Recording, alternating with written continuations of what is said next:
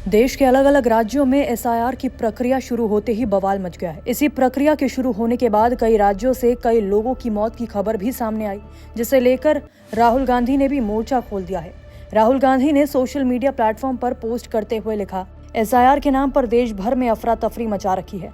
नतीजा 3 हफ्तों में 16 बीएलओ की जान चली गई। हार्ट अटैक, तनाव, आत्महत्या। एसआईआर कोई सुधार नहीं, थोपा गया जुल्म है। ईसीआई ने ऐसा सिस्टम बनाया है जिसमें नागरिकों को खुद को तलाशने के लिए 22 साल पुरानी मतदाता सूची के हजारों स्कैन पन्ने पलटने पड़े। मकसद साफ है, सही मतदाता थककर हार जाए और वोट चोरी बिना रोक टोक जारी रहे। भारत दुनिया के लिए अत्याधुनिक सॉफ्टवेयर बनाता है, मगर भारत का चुनाव आयोग आज भी कागजों का जंगल खड़ा करने पर ही अड़ा है। अगर नीयत साफ होती तो लिस्ट डिजिटल, सर्चेबल और मशीन रीडेबल होती और ईसीआई 30 दिन की हड़बड़ी में अंधाधुंध काम ठेलने के बजाय उचित समय लेकर पारदर्शिता और जवाबदेही पर ध्यान देता। एसआईआर एक सोची समझी चाल है जहां नागरिकों को परेशान किया जा रहा है और बीएलओस की अनावश्यक दबाव से मौतों को कोलैटरल डैमेज मानकर अनदेखा कर दिया गया है। ये नाकामी नहीं, षड्यंत्र है। सत्ता की रक्षा में लोकतंत्र की बलि है। इस पर प्रतिक्रिया देते हुए कांग्रेस नेता श्रीनिवास ने लिखा, ज्ञानेश कुमार के हाथ खून से रंगे हुए हैं। आपको बता दें कि राहुल गांधी ने इसके साथ एक न्यूज़पेपर की कटिंग भी शेयर की। उस अखबार के मुताबिक 19 जिलों में 6 राज्यों में 16 बीएलओ की मौत हुई। गुजरात में 4, बंगाल में 3, राजस्थान में 2, तमिलनाडु, केरल में 1-1 मौत हुई। मध्य प्रदेश में 24 घंटे में 2 बीएलओ की मौत, 1 लापता, 2 को हार्ट अटैक आया। राजस्थान में 4 दिन में 4 बीएलओ की मौत की खबर है।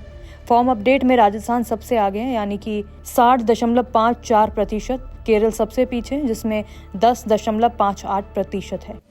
इन आंकड़ों को लेकर कांग्रेस पूरी तरह भड़क चुकी है। कांग्रेस प्रवक्ता सुरेंद्र राजपूत ने भी इसे लेकर भाजपा की सरकार और ज्ञानेश कुमार पर हमला बोला। एसआईआर को शुरू हुए मात्र 19 दिन हुए और 16 बीएलओज को चुनाव आयोग काल के गाल में खा गया। आत्महत्या कर ली उन लोगों ने। क्यों की आत्महत्या? उनके परिजन बता रहे हैं कि काम का दबाव ज्यादा था, मानसिक यंत्रणा दी जा रही थी, मानसिक प्रताड़ना दी जा रही थी।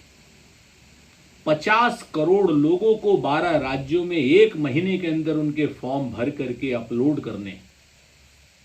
वो इंसान है, वो कोई मशीन नहीं है। चुनाव आयोग को इस तरीके की जल्दबाजी क्यों है, ये समझ के परे। भारतीय जनता पार्टी इस पर क्यों कुछ नहीं बोल रही, उसकी सरकार क्यों कुछ नहीं बोल रही, ये एक रहस्य है। प्रत्यक्ष या परोक्ष रूप से कौन किसकी मदद कर रहा है, ये भी रहस्य है। लेकिन देश के नागरिकों की और सरकारी नागरिकों की जान लेना ये कहां तक उचित है?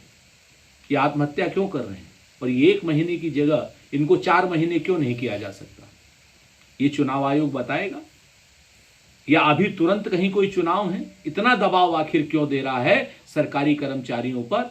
अगर सरकारी कर्मचारियों की ये आत्महत्याएं इसी तरीके से होती रही तो कांग्रेस पार्टी और हम सब लोग कहेंगे कि ये संस्थागत हत्याएं हैं जो कहीं ना कहीं चुनाव आयोग के दबाव में हो रही हैं।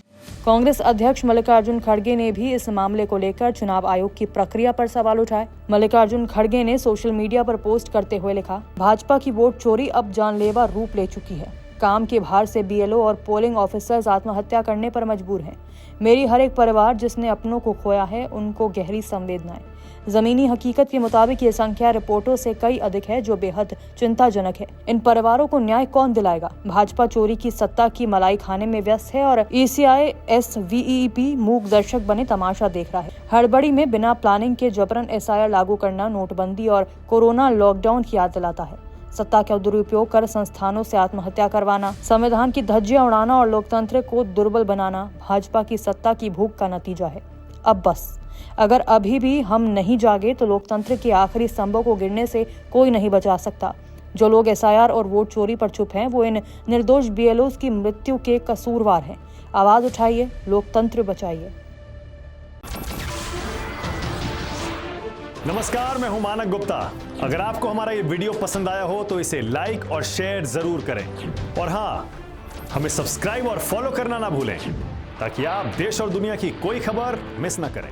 तो जुड़े रहिए हमारे साथ और देखते रहिए न्यूज़ 24।